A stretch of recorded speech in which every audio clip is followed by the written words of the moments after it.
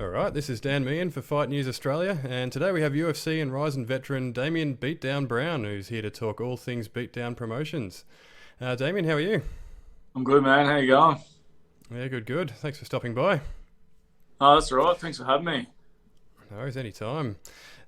Before we get to the new venture, it's been 2.5 years since we've seen you in the ring. Are you turning your attention to promoting and commentary now, or do you have some beatdowns of your own planned?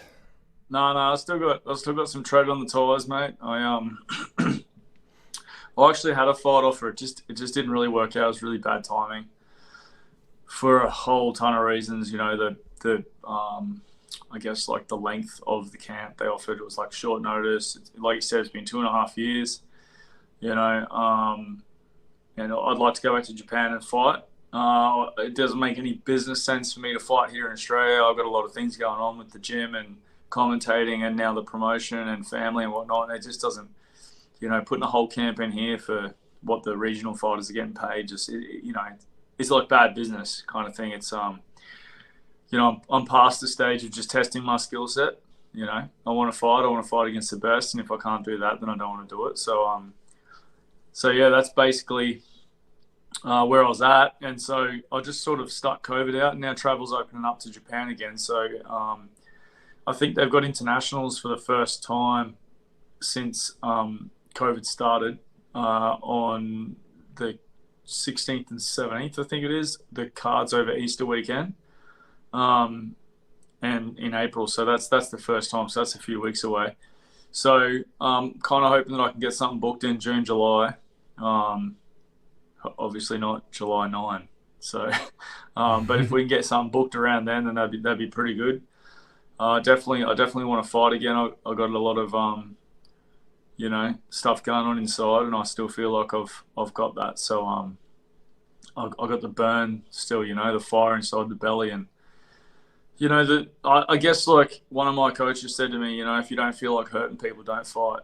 And so there's no malice in that, but you got to have that like want in you to want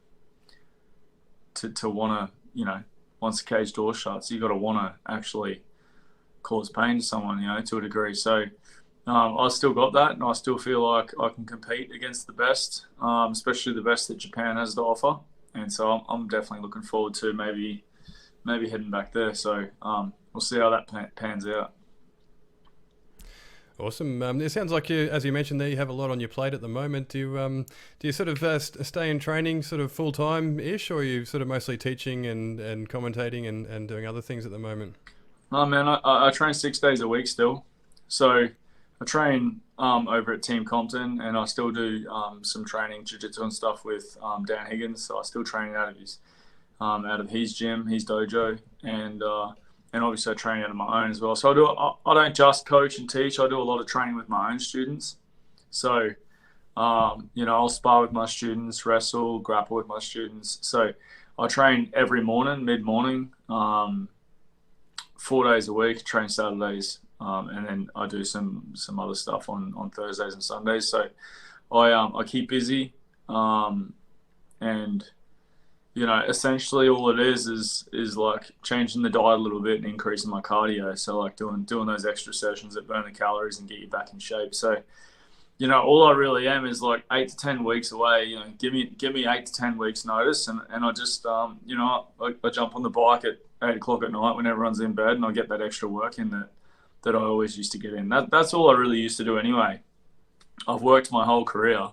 So, I used to just work all day, and then at night I'd train 2 hours, jump on the bike when I got home, and I'll go for a run and just do the extra cardio. So that's all I would do if someone gave me notice. I just can't fight in like 4 or 6 weeks. It's been a long time, but I'm definitely, I spar with all the guys. I'm sparring with Aaron Blackie, who's getting ready for his PFL fight. Coaches out of my gym. So we do a lot of training together. I train with Elliot Compton, Dom Marfan, who, is obviously turning pro soon, and I've got no doubt that he'll make a whole bunch of waves. There's a whole heap of young guys coming up, and I'm just doing rounds with them all the time. So I feel like I could take a fight whenever I'm ready. Brilliant, and obviously you had a good run with the UFC, and you're with Rizin now. So how's life as a Rizin fighter, and how does it differ from the UFC? You know what, man, Rizin treat you the same as the UFC. You know, like I said it a couple of years ago. Someone asked me, and I still remember saying, Rizin's like a smaller version of the UFC to me. You know. And I don't mean that in a purse sense, because I make the same amount of money there as I made in the UFC.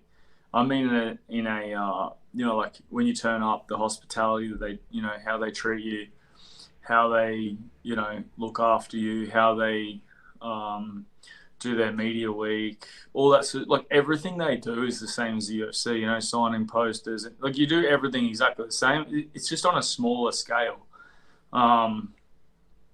And not much smaller, I might add. It's just that you don't deal with like 30 different people during fight week. You deal with like 4, but you're still doing all the same things. You still got all the same amount of time.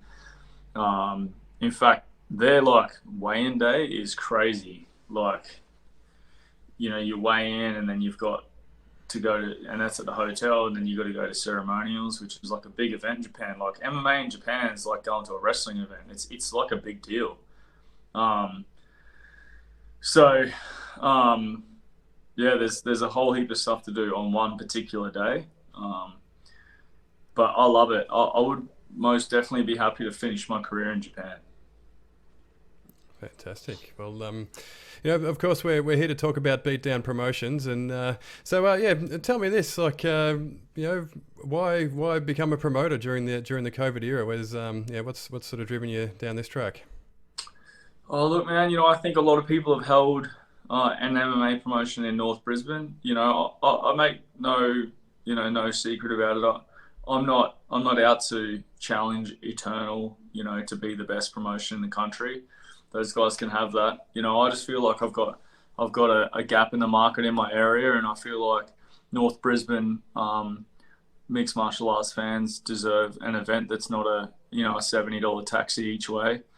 And athletes deserve an event that's not, an hour and a half drive dehydrated to make it again the next night because they can't get hotel allowance. Like, I just feel like there's just that gap in that part of North Brisbane that allows for an event.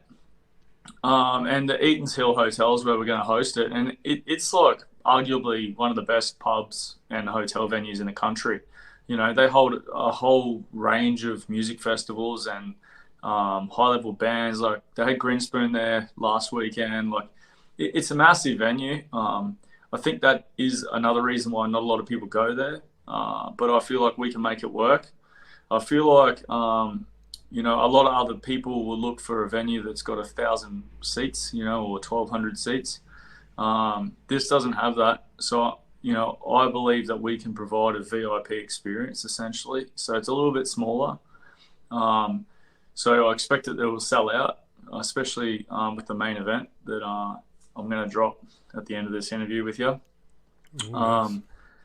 I think that the event will sell out, and I think that we can then provide a great experience for both athletes and spectators by competing at that venue and not the local hall. And not that there's anything wrong with that, but,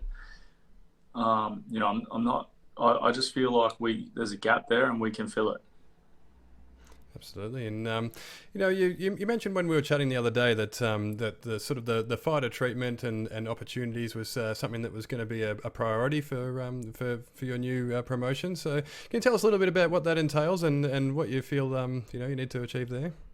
Yeah, look, we I think there's a few promotions that have done it, but most people know that the California State Athletic Commission brought in extra weight classes a few years back after they did a review of dehydration and all that sort of stuff. I feel like people have avoided adopting these weight classes. Now, I get it, big organisations have got a whole lot of admin to do. The UFC needs to drop the 170-pound title and bring a 165 and 175 in, or whatever they decide they need to do. And people don't want to do that. They also don't want extra divisions means extra titles. Closer divisions means multiple title holders, means more money. Like, I really get all of that sort of stuff. But on a lower scale, when you're dealing with a pro-am card, and you got amateurs that are cutting the same amount of weight as professionals. That's just not healthy for them. There's no reason for those guys to do that. I think like it wouldn't be a bad idea to have even more weight classes for amateurs and then just wipe them out for professionals. When these guys learn how to cut weight properly and they find a home, that's a different story. But amateurs, even more so than professionals, they need the opportunity to compete against other guys that aren't cutting as much weight. And to not have to feel like they have to do it themselves. I don't want an amateur in my gym that's having their first fight to be like, hey, mate, you need to cut 7 kilos. He's like, what? How do I do that?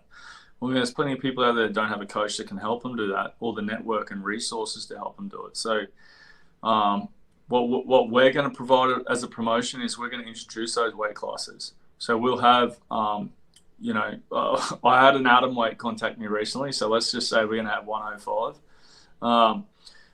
But, basically we're going to have like 115, 125 for the girls, 125 for the guys, all the way through to heavyweight. But it's going to go every 10 pounds. So there's a 165 and a 175, and we won't have a 170. So we'll have 74, 79 kilos, no 77. And then, the normal weight classes will be in there as well. And we feel like that's in the best interest of fighter safety and health, or health and safety, but most definitely the health of the athlete long term. And then on top of that, we're gonna be working closely with the fight dietitian, which everyone knows, Jordan Sullivan, to provide these athletes with nutrition plans to help them get from sort of like when they're signed on the contract to get on weight, so they can do that safely. And then on top of that, during the weight cut, we'll be offering them, you can't force them to do it, but we'll be offering them the opportunity to cut with a professional who can monitor their health and well-being while they make that cut, to ensure that they can make it on weight and make it safely. The last thing I want, same as my own athletes, I don't want anyone hurt on my watch as far as doing something that they don't really need to do. So hopefully just, we can provide, an option and an opportunity for those athletes to go on and access resources that, professionals have, that most amateurs go, oh, that's a bit out of my reach. I can't afford that. You know what I mean? We're gonna try to adopt that for them. So we'll be working closely with the fight dietitian team to make sure that happens. Amazing. And you also mentioned that you're looking to bring international MMA back to Australian shores. Will that sort of entail you tapping into the Japanese market that you're now involved in, or what are your plans on that front? Yeah, of course. I mean, look, I'm happy to bring Americans in. I'm happy to bring people from any country. When I say internationals, I don't want to limit that to just Japan. I do have links to Japan now, obviously due to my current work schedule and obviously my competition history, but I also got links in America, and so I'd like to bring New Zealanders here, I'd like to bring Americans here, I'd like to bring Japanese guys here. I feel like that was a big thing in the past, right back in the early days of XFC. We've seen Dan Higgins, Adrian Pang, all these guys that are the OGs. They've been around for years. They'll fight internationals, Colin Oak, George Soteropoulos. I mean, these guys had opportunities to fight internationals in their own backyard. Like, we build these young guys up. We get them to 10-0, we get them to 6-0, we get them to 8-2, whatever it is, and we send them off to America. They've got to fight someone else in their backyard. I feel like there's a step missing there.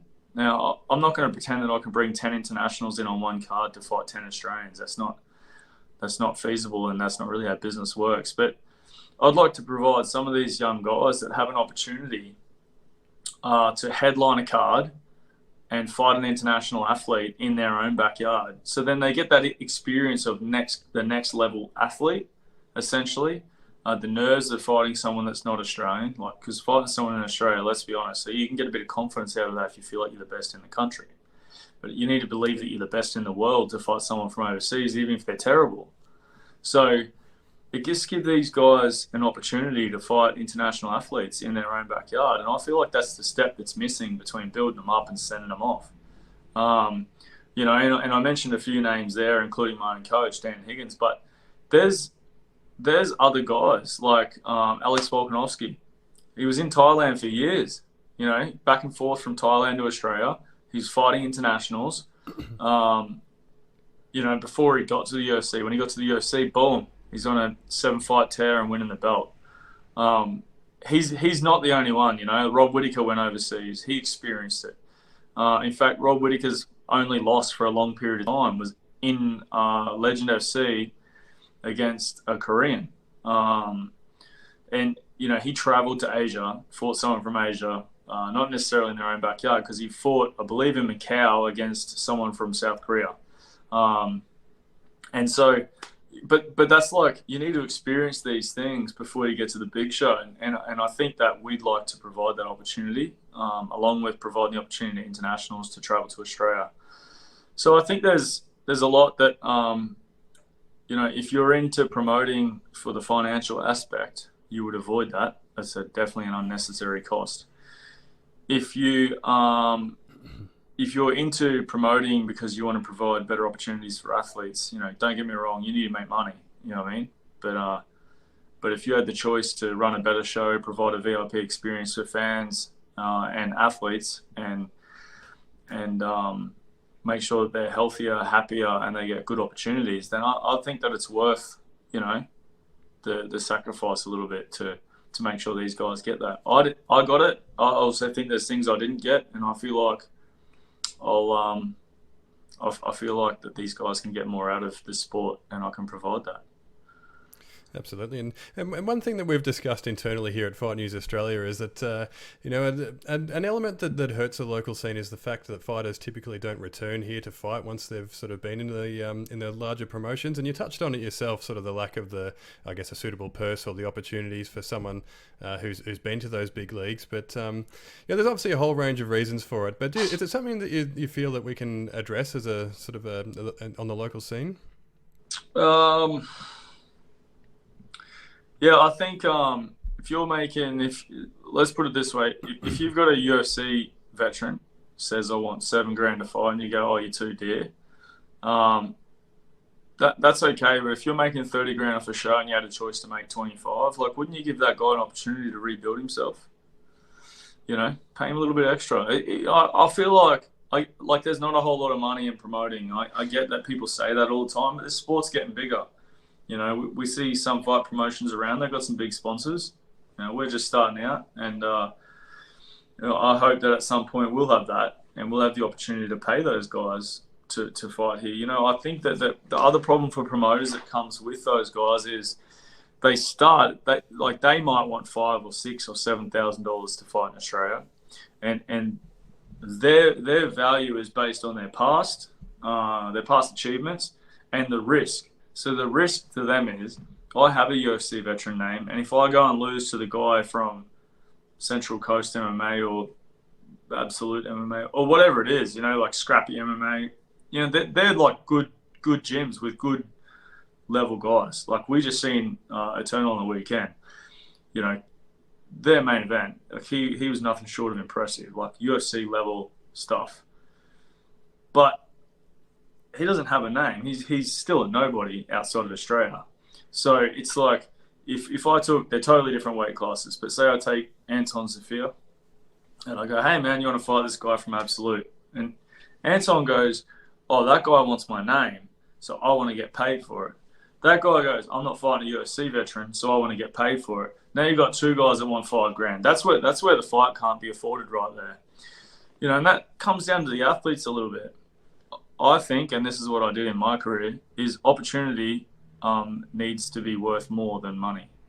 So if I was the guy that wanted to make a name for myself, I would fight the UFC veteran for $500 because there's more to gain from that than there is from getting an extra $1,000. So I think that the athletes need to look at the sport different there. When I fought for Cage Warriors, I didn't get the win, but my contract was, if you fly yourself, we'll give you a title shot after your first 2 victories on Cage Warriors. At the time, Conor McGregor was the champ. I'm like, man, it's $3,000 at the time to fly to some of those countries. So I flew myself 3 times.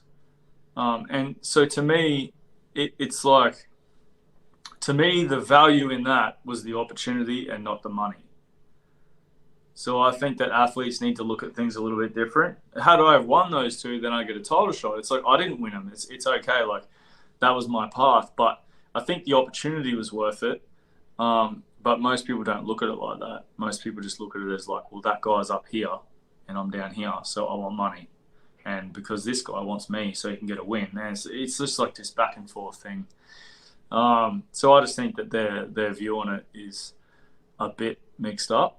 And you got to work out where your place in the sport is and where you want your place to be and what the end goal is. And you need to find a path to get there. And you don't make any money in this sport, so trying to make money is a waste of time. You may as well take the opportunities and make a name for yourself. That's my opinion. And that's a whole nother subject. I think like in the 70s, football players were working as bricklayers and tradies and smoking cigarettes and drinking beer and training twice a week, and now they get paid $1 million. I think in 30 years' time, MMA will be the same. But right now it's not, and we need to live in the time that we're in. So right now I think that more athletes need to focus on opportunities and not money, and I think they'll get more places quicker. But I'm not saying they shouldn't be paid either. Like I'd be pissed if I wasn't paid probably, you know what I mean? So, but I just think for the UFC athlete, like when you get cut, released, choose to leave, whatever it may be, going back and fighting on the local circuit's more than money. You've gone from 5-star hotels, 30-foot octagons, 30,000 people on the other side of the world, everything paid for, getting 30, 40, 50, 100 grand a fight in some instances. The idea of going back and fighting at the local tavern and warming up in the, asbestos-filled change rooms out the back for $1,000 to fight someone who doesn't have a name. I personally think that this is my experience was it had nothing to do with money, but the psychological aspect of that, I really just couldn't get myself out of bed for that. But my situation was different. I was released from the UFC at 34, not at 24. So if I was released from the UFC at 24 because I got there too early, maybe I'd want to go and build myself up again. I was 34. I'm not getting back in the UFC. So I'm gonna make the most of this. I got a good opportunity. I fought Darren Cruikshank. I won in the first round. I took the fight with a good amount of notice and beat a former top 15 UFC athlete in the first round who was on a 5-fight win streak with all stoppages. So again, that just comes back to the opportunity, right? But yeah, I don't really think there's too much of an answer to try and get more UFC veterans to fight in Australia, except you need to pay them and you need to find someone who's willing to fight them. And I think the best option to find someone who's willing to fight someone that's that caliber is to bring someone in from overseas. I also think you would find an international cheaper than you would find a local to fight someone who's a UFC veteran. That's true, yeah.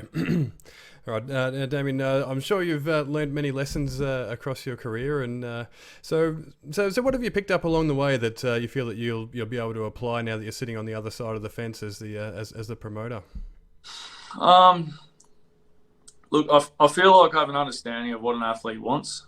I have an understanding of the things that an athlete wish they had but couldn't afford, especially at this lower level. And I feel like my view on the sport and the way that athletes should look at it will help some of these guys maybe find their direction a little bit better rather than just slugging it out at the local TAV on a weekend for ticket commission and then leaving.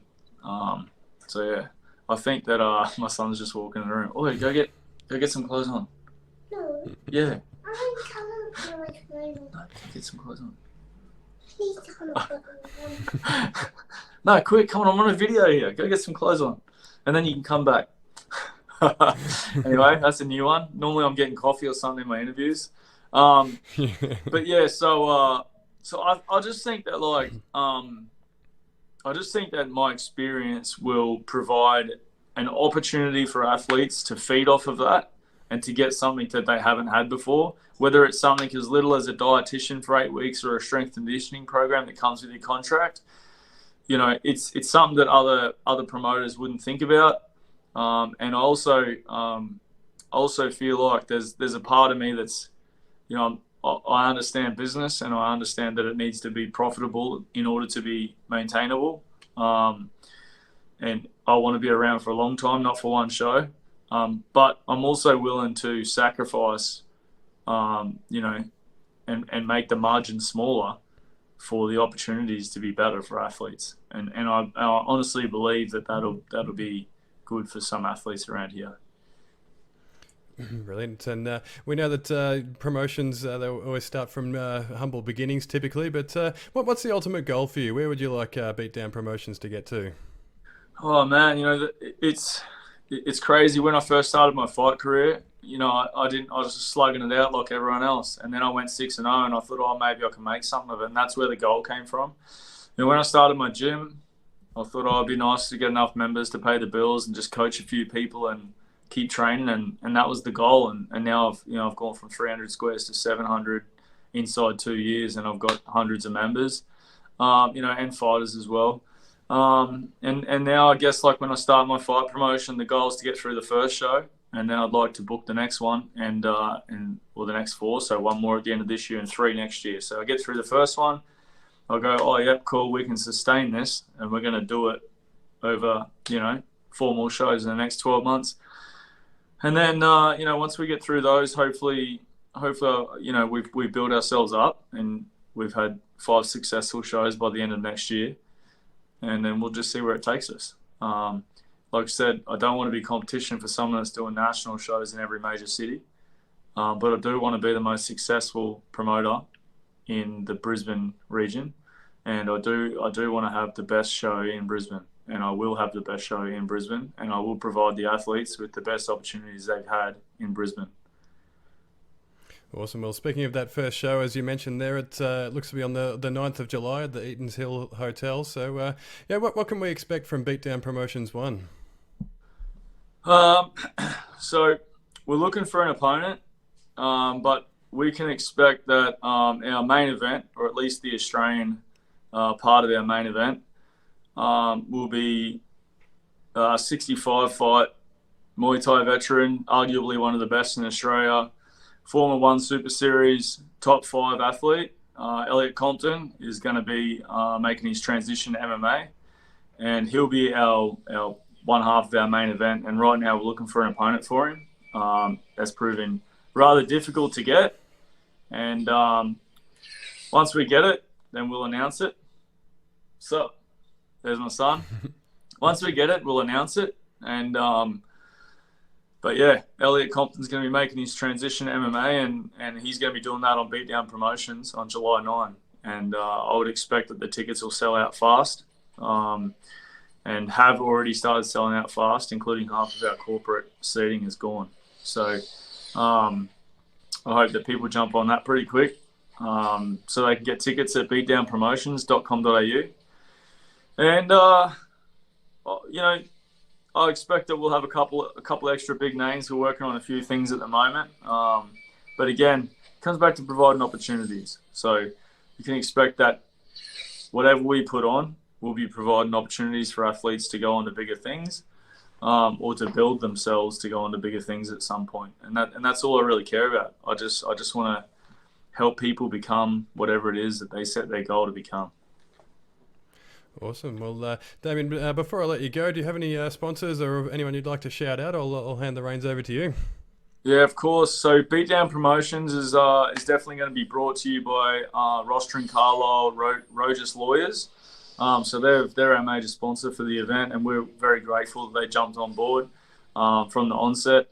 MMA Fight Store, you can check them out, mmafightstore.com.au. They've jumped on board as well. They're a glove sponsor.